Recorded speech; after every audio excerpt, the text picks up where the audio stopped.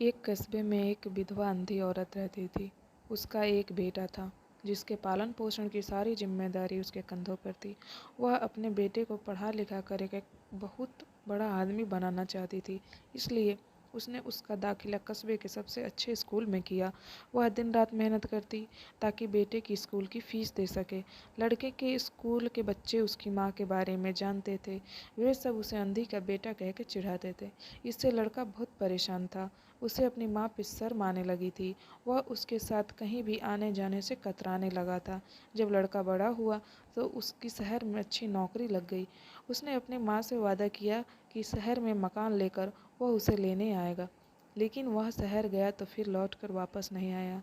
उसकी अंधी माँ उसका इंतजार करती रह गई। कई महीने बीत गए, लड़के की कोई खबर नहीं आई।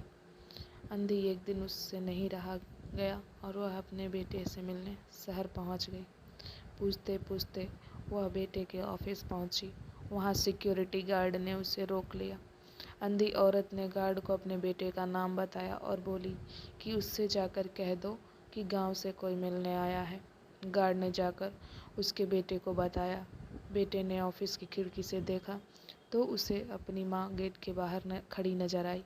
वह ऑफिस में सबके सामने अपनी माँ की वजह से शर्मिंदा नहीं होना चाहता था। उसने कहला दिया कि वह ऑफिस में नहीं है। अंधी औरत वहाँ से चली गई। शाम को वह लड़का ऑफिस से घर जाने के लिए निकला। रास्ते में एक जगह काफ़ी भीड़ जमा थी। वह अपनी गाड़ी रोककर भीड़ के पास पहुँचा और तो बीच सड़क में अपनी माँ को मरा पाया। उसके हाथ में एक चिट्ठी थी जिसमें लिखा था, बेटा, बड़े दिन हो गए थे, तेरी कोई खबर नहीं मिली। चिंता हो रही थी, इसलिए तुझसे मिलने चली आई। तू तो अब बड़ा आदमी बन गया है। तुझसे मिलना अब शायद मुझ गरीब की किस्मत में नहीं, लेकिन मैं बहुत खुश हूँ तेरे लिए। तूने अपना ही नहीं, मेरा सपना भी पूरा किया है। मलाल है कि तेरी तरक्की नहीं देख सकती। काश बचपन में तेरी आँखों के में सरिया ना घुसा होता और मुझे तुम्हें अपनी आँख ना देनी पड़ी होती, तो तेरी तरक्की अपनी आँखों से देखकर सुकून से मरती। तेरी अंधी माँ। ये पढ़कर लड़का फूट फूट कर रोने लगा।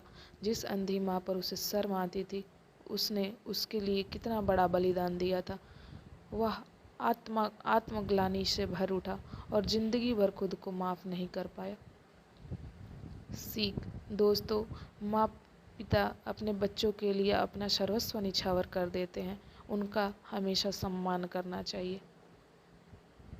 धन्यवाद।